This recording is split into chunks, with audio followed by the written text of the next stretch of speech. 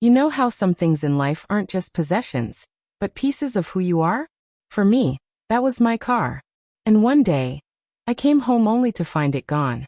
Not because a thief took it in the middle of the night, but because my own parents sold it. Before I explain how I got my payback, let me introduce myself. My name's Ethan Walker, 27 years old, working 2 jobs just to survive.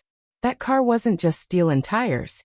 It was the first thing I had ever bought entirely with my own earnings. Every late-night shift, every penny saved went into buying it. A black Dodge Challenger. My dream car, my pride, my escape. And then, suddenly, it was gone.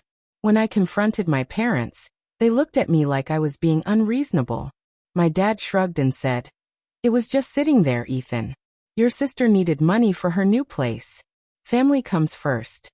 Funny, because when I struggled to pay my rent last year, they told me to figure it out like an adult. My fists were trembling. "That wasn't yours to sell. You had no right." My mom just waved me off like I was a child having a tantrum. "It's just a car. You'll move on. Family is what matters."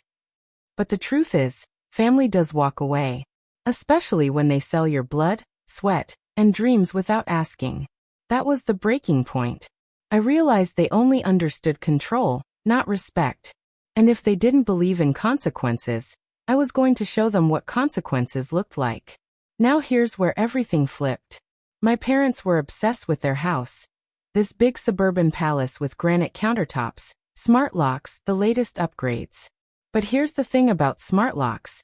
They still need keys. And I still had one. I didn't break windows. I didn't steal their belongings. That would have made me no different from them. Instead, I thought bigger. Over 2 weeks, I carefully set a plan in motion. While they and my sister went on a family vacation without inviting me, I listed their fully furnished basement suite online for rent.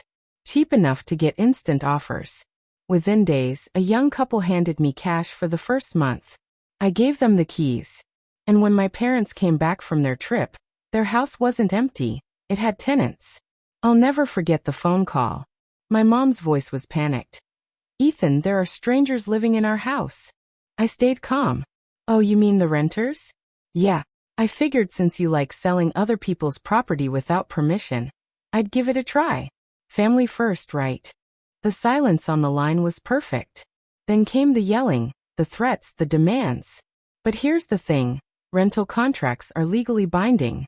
That couple wasn't leaving without proper notice, which meant my parents were stuck with them for at least 60 days. For the first time in years, the power shifted. They begged me to fix it. My dad even tried guilt-tripping me. "This is humiliating. What will the neighbors think?" I laughed. "Maybe they'll think you should have respected your son's belongings before making decisions for him." Word spread quickly through the neighborhood. My parents' perfect image of control and success cracked. People whispered about how the Walkers had strangers in their basement, because their son turned the tables. My sister texted me in rage. "You've gone too far." I replied. "So did you when you drove away in my car." Here's the truth. I didn't need the renters' money. Every dollar went into the same bank account where my Challenger's sale money had been deposited. But this time it wasn't funding my sister's apartment. It was going back to me.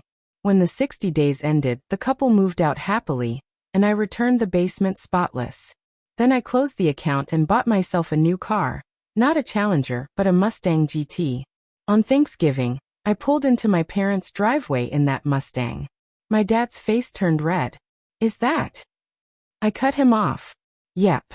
Paid in full with the house money. The same way you bought my sister's apartment with my car." The silence at that dinner table was the sweetest victory I've ever tasted. Here's the moral. Being family doesn't mean being a doormat. Boundaries matter. Respect matters. And if someone refuses to learn that, sometimes you have to teach them the hard way. So yes, my parents sold my car without asking, but I sold their house key without warning. And in the end, I drove away with something more valuable than a car. My dignity.